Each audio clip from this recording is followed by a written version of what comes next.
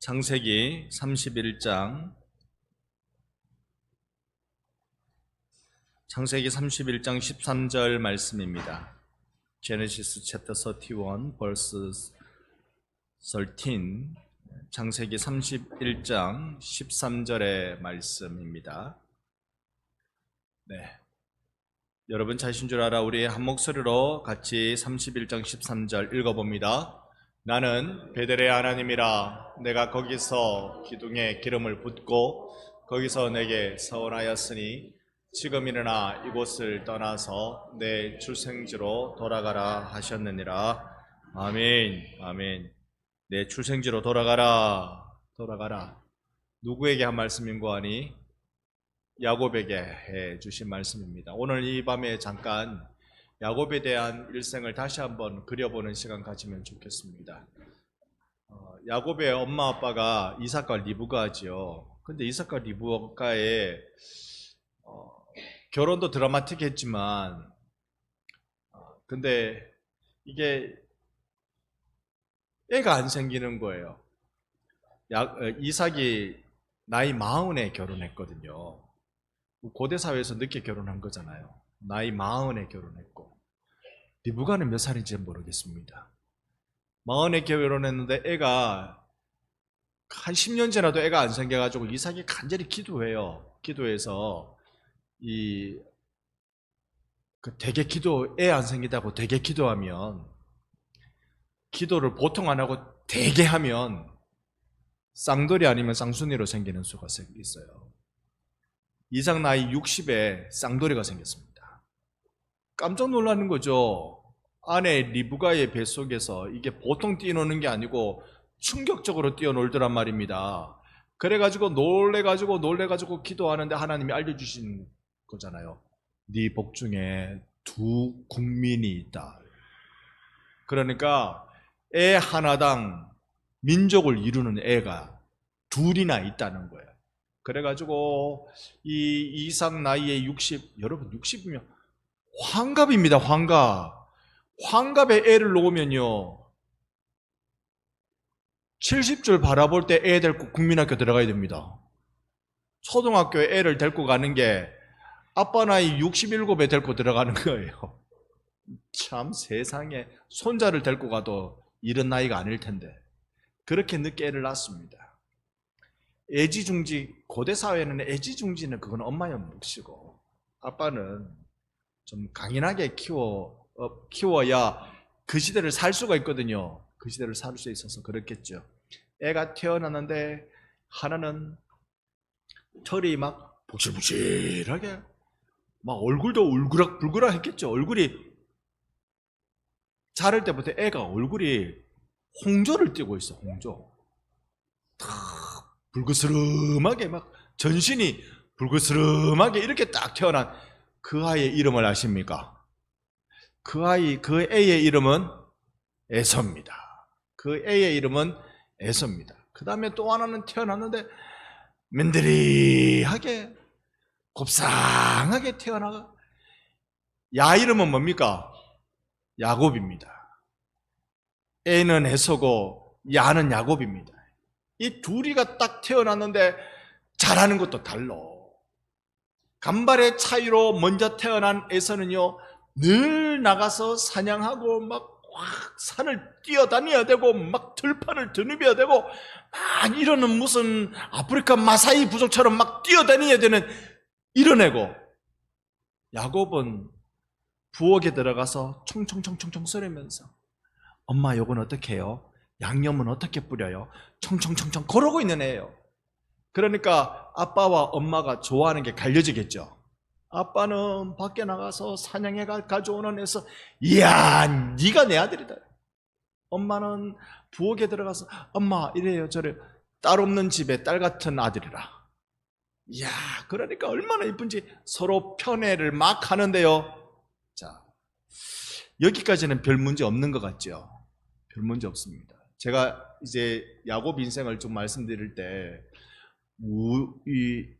우리가 보기에는 별 문제 없어도 별 문제 있는 거고 우리가 보기에는 큰 문제 있어도 별 문제 없는 게 되는 거예요.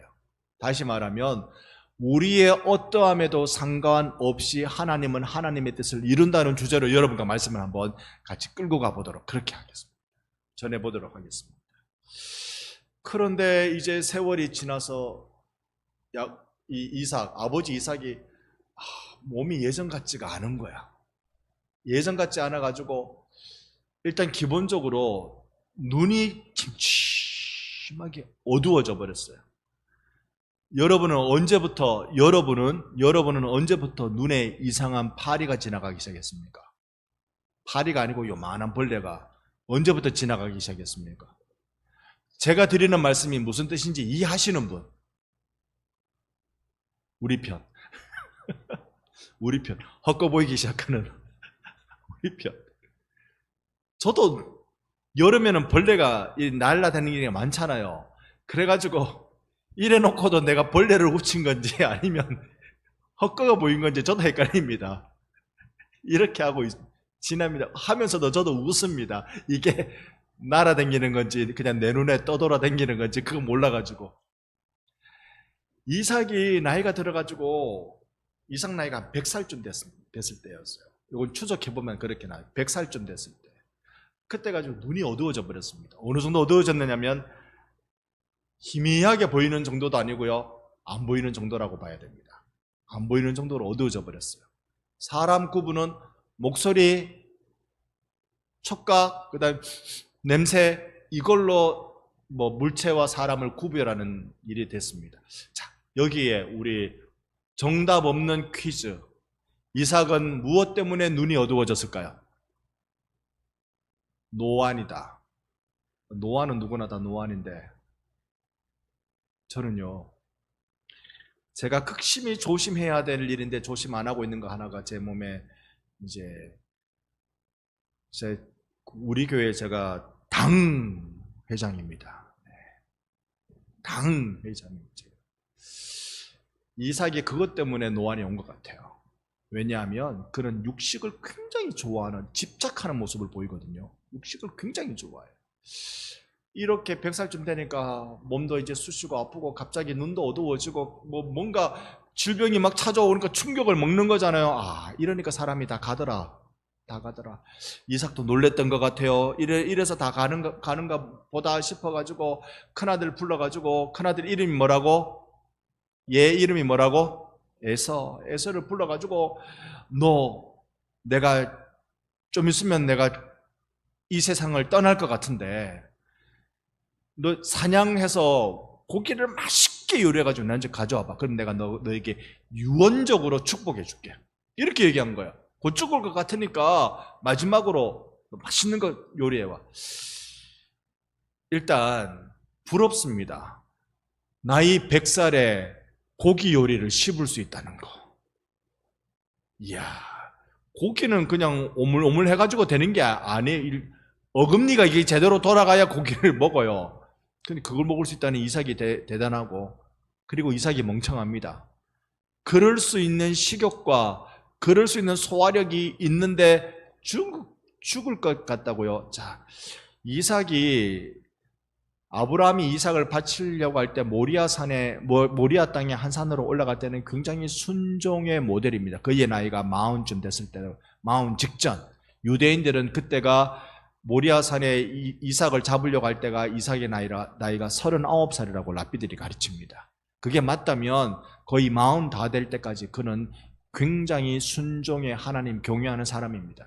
그런데 세월이 지나면 지날수록 영안이 어두워지고, 육신의 눈이 어두워질 뿐만 아니라 영안이 어두워져가지고, 야야 내 곧 죽을 것 같대, 곧 죽을 것 같대 하면서 한 60년 더 살아보면 못 잡니까? 야야 내가 곧 죽을 것 같대 이러면서 40년 더 살아보면. 이야, 이삭이 그랬습니다.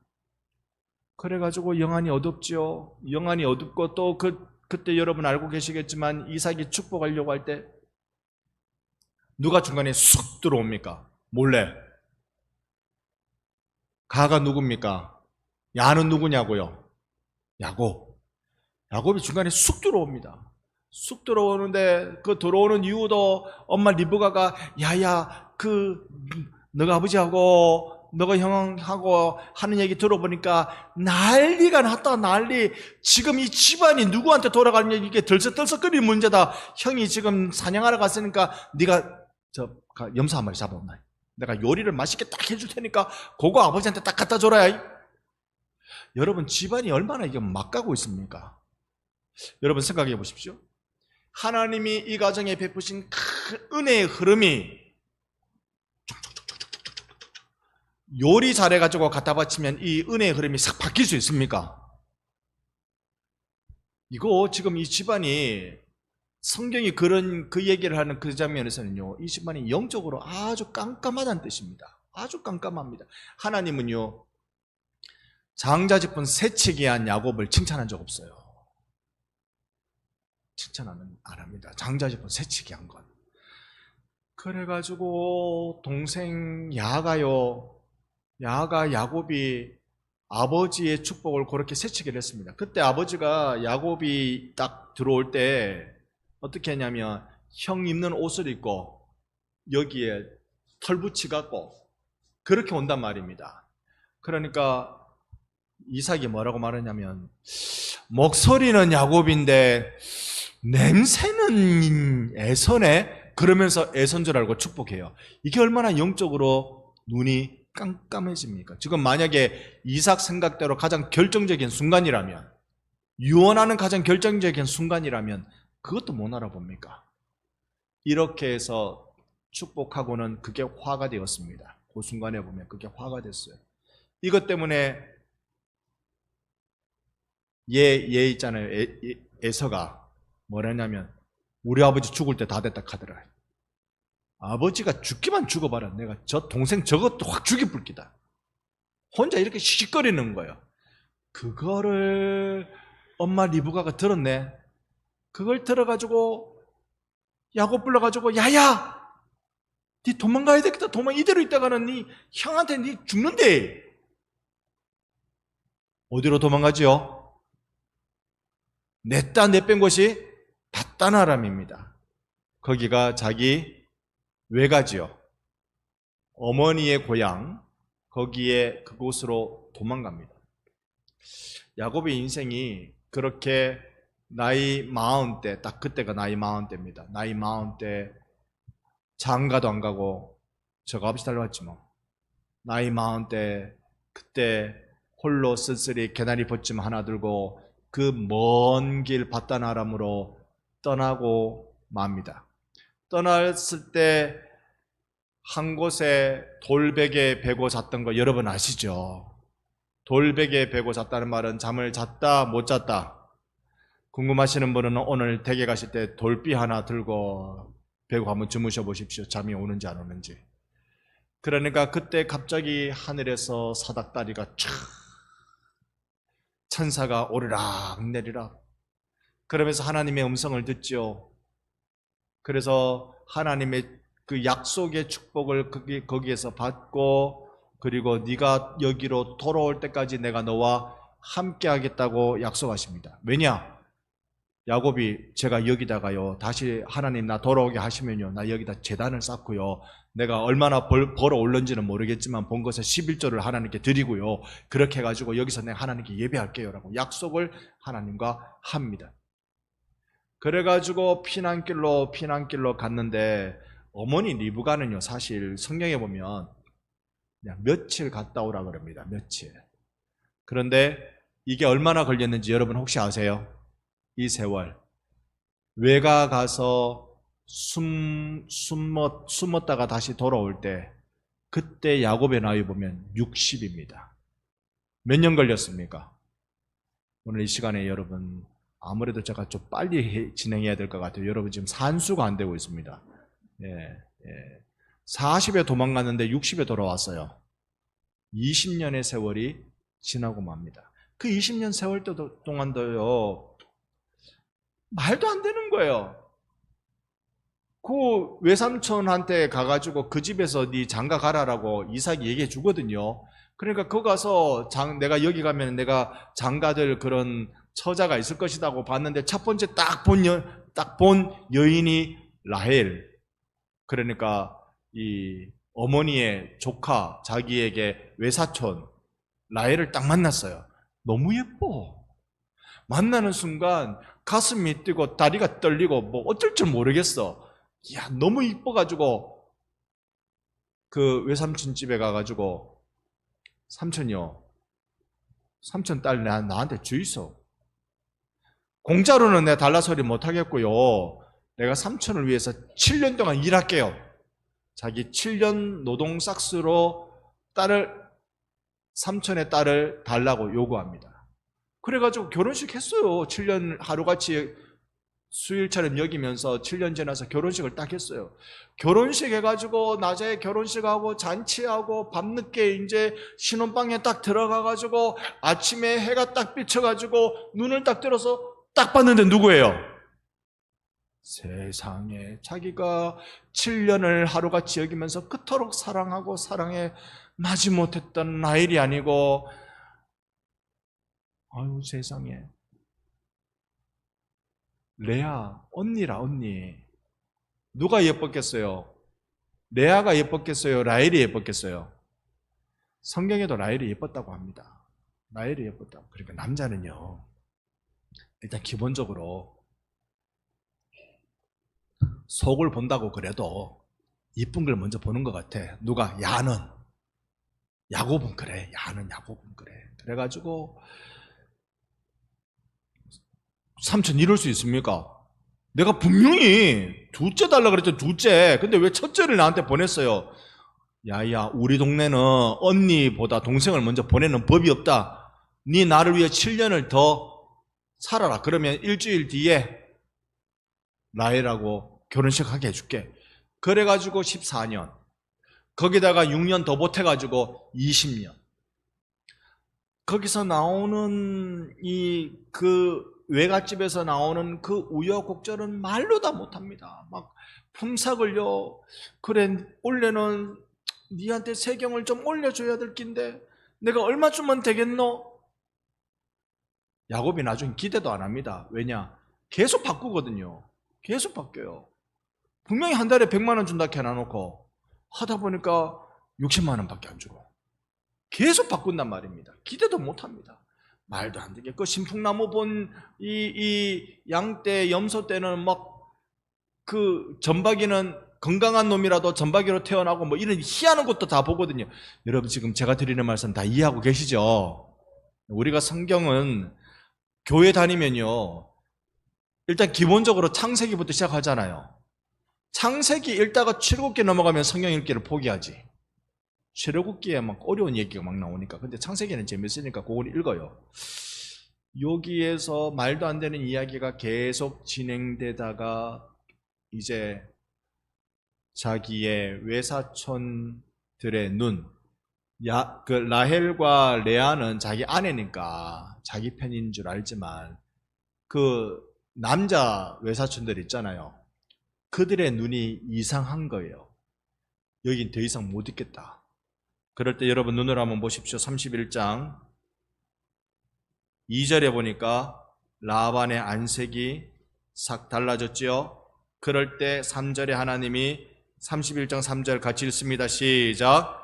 여호와께서 야곱에게 이르시되 내 조상의 땅 내 족속에게로 돌아가라. 내가 너와 함께 있으리라 하신지라. 아멘. 이 음성을 딱 듣는 거예요. 여러분, 저는 잠깐 야곱의 인생의 우여곡절을 말씀드렸습니다. 이러쿵저러쿵 이래 돼가지고 사람 사는 게 똑같지요? 야곱이 지가 산 거나 내가 산 거나 오히려 내가 산 게 좀 낫겠는데 온갖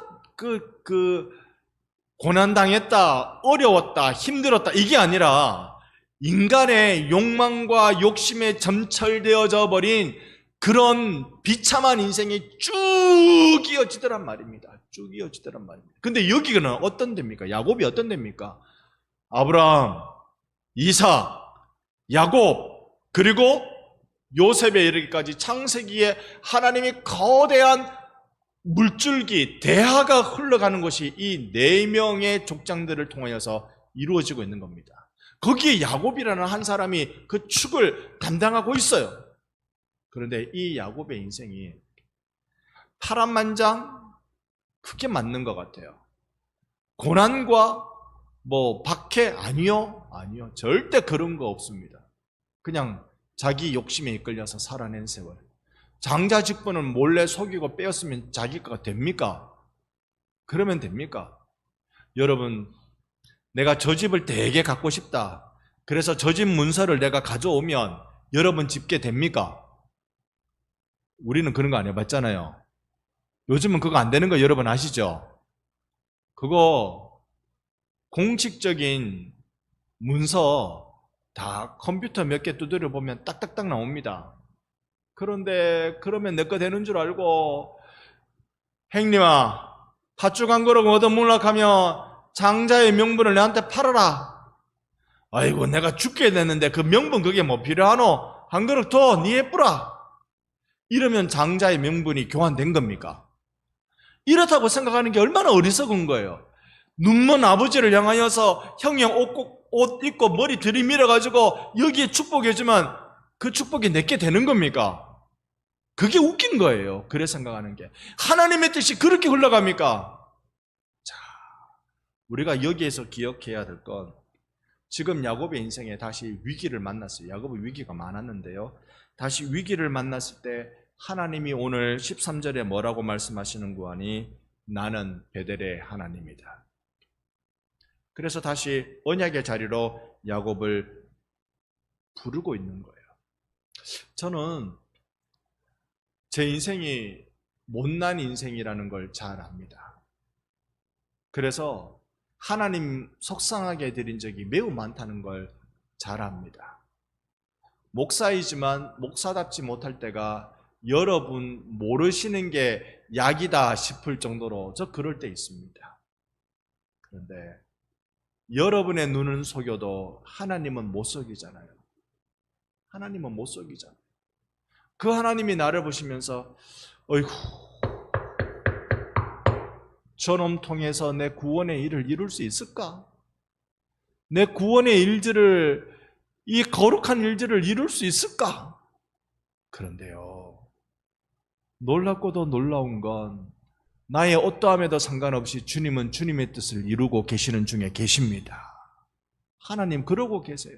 나의 어떠함에도 상관없이 주님의 뜻이 이루어지고 있어요. 나는요 그 주님의 뜻에 부름받아서 쓰임받고 있는 자이지만 나라는 존재는 오늘도 넘어지고 자빠지고 그러고 살아가는 인생입니다. 그러니 주님 앞에 나올 때마다 부끄럽고 어떨 때는요 부끄러운 게 되게 쌓이니까 아예 얼굴에 철판을 깔아뿌리자 뭐 어떤데요? 우리의 인생이 부족하기 그지없지만 하나님께서 우리들에게 하나님의 뜻을 이루도록 이끌어가고 계신다는 겁니다. 야곱 인생의 위기가 언제 찾아옵니까? 이렇게 이제 외가에서 떠나 나와서 저기 세겜이라는 땅에 딱 가가지고 이제 여기서 좀 살아볼까? 우리간을 지었다 그랬거든요. 여기서 좀 살아볼까? 그렇게 했는데 거기 가가지고 세상에 이 자기 아들이 야곱에게 있어서 아들이 몇 명일까요? 혹시 알고 계십니까? 아들이 몇 명인지? 12명. 딸은 1명. 제가 인터넷에 쇼츠라는 짤막하게 나오는 영상이 있어요. 그거 하나 보는데 어떤 거 봤냐면 아마 미국 건 것 같은 미국 가정집인 것 같은데 이렇게 위에 풍선 달아놓고 풍선을 뻥 터뜨리면 임신한 임산부에게 아들인지 딸인지 알려주는 그런 이벤트 같은 게 가정에서 있는 것 같아요. 그래서 뻥 터뜨리기를 기다리고 있는데 이 아주마이를 보니까 이 아주마이한테 이미 애가 5이 있어.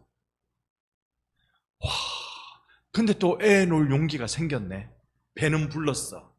애가 5인데 보니까 멋있게 잘생긴 아들, 점잖은 아들, 희망찬 아들, 예쁜 아들, 힘센 아들, 아들만 5이라. 아들만 5인데 아빠까지 그러면 아들이 6인가? 딱 있는데 이제 풍선 터뜨리기를 기다리는 거라. 그 풍선 색깔에 따라서 터뜨려서 나오는 것에 따라서 아들인지 딸인지 나오는 거예요. 그러면 이 배 안에서 뭐가 나오기를 기다릴까요? 그래가지고 풍선을 터뜨렸는데 딸이라. 이 엄마가 주저앉아 뿌더라고. 너무 좋아가지고. 너무 좋아하고 주저앉아 뿌더라고. 아들만 내리 10줄만 본 야곱에게 딸이 태어났어. 딸 이름이 말 다 했지. 그래서 다말이에요. 말 다 했지. 그 정도면. 이름이 다말이에요. 얼마나 이뻤겠어요. 요 딸이 세겜의 추장의 아들내미한테 겁탈당했어요. 속으로 어때요? 확 욕을. 그럼 진짜 죽여보지 싶고. 그런 마음 들 것 같아요. 확 욕. 근데 상대는 누구? 그 부족의 추장의 아들이라. 손을 못 대지. 그래가지고 아들들이 와서 가족 회의를 여는데 2명만 딱 뚜껑 열어버려요. 누구죠? 시므온과 레위입니다. 시므온과 레위만 뚜껑 연 이유는 다말하고 같은 배거든. 배가 같아. 그래가지고 뚜껑 딱 열어가지고 바로 가서 일 처리해버려요. 이렇게 위장으로 딱 해가지고 우린 너거하고 결혼관계 못 맺는다. 그러니까 이 추장의 아들이 상사병에 걸렸는데 이게 해결이 안 되니까 뭐 좀 되는데 원하는 대로 다 해줄게. 우리는 태어날 때부터 할례를 받는 그런 구별된 가족이다. 근데 너희들은 그거 아니잖아. 뭐 너희들이 꼭 내 동생이랑 결혼하고 싶다 하면 네가 그러고 싶다면 네가 추장의 아들이니까 너희 부족의 사람들 남자들은 다 아마 오늘 할례를 다 해라. 그러면 내가 딸을 주든 동생을 주든지 뭐 그래 할게. 그 말 듣고 세상에 그 부족의 남자들은 전부 다 그날 할례를 다 해버렸네요. 할례하고 아물기 제일 아픈 날 그날 가가지고 이 동네 남자는 싹 다 죽여버렸어요. 이게 얼마나 말도 안 되는 일이에요. 얼마나 끔찍한 일이에요. 이게 야곱의 아들들. 야곱이 신앙교육 1이라도 했을까? 가정교육 하나라도 시켰을까? 완전히 엉망이죠. 그때 하나님이 너 베델로 올라와라. 그때는 분명하게 말씀하세요. 너 베델로 올라와라.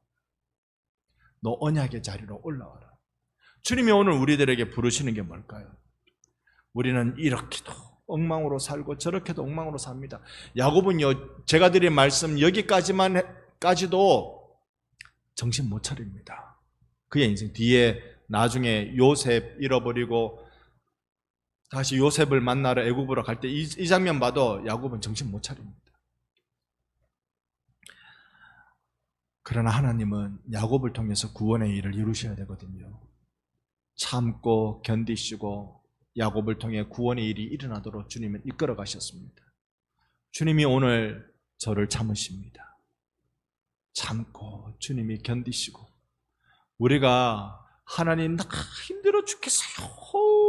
죽겠어요 이렇게 기도하지만 그래서 하나님이 그 기도 들으시고 아이고 야야 니 힘들었지. 아이고 내가 니를 잘한다. 고생 많다. 이렇게 하시지만 글쎄요 하나님 마음을 솔직하게 한번 우리한테 보여주시죠. 그러면 야 이놈아 니 때문에 내가 힘들었다. 니 때문에 내가 힘들었다. 네가 거기서 그렇게 하면 어떻게 하는데 네가 거기에서 지금 네가 다 된 밥에 코를 빠뜨려도 유문수지 네가 지금 거기서 그렇게 하면 어쩌는데 지금 우리가 하나님 일 방해한 적이 한두 번입니다. 그래서 저는요 하나님 위해 큰일 하겠다고 그렇게 말하는 것 무섭습니다. 물론 윌리엄 캐리는 하나님을 위하여 더 큰 위대한 일을 꿈꾸라고 합니다. 더 큰 꿈을 꾸라고 합니다. 여러분 우리가 하나님을 위해서 큰 꿈을 꾼다는 게 뭘까요? 그것은 하나님이 크게 일하십니다. 이거라고 믿습니다. 하나님 제가 주님을 위해서 크게 일할게요가 아니라 하나님이 저를 통하여 크게 일하실 줄로 믿습니다. 그거예요. 오늘 우린 내 가정 살려달라고 기도할 겁니다. 오늘 우리 하나님 내 교회 살려주세요라고 기도할 거예요. 하나님 내 나라 살려주세요라고 우리 기도할 거예요.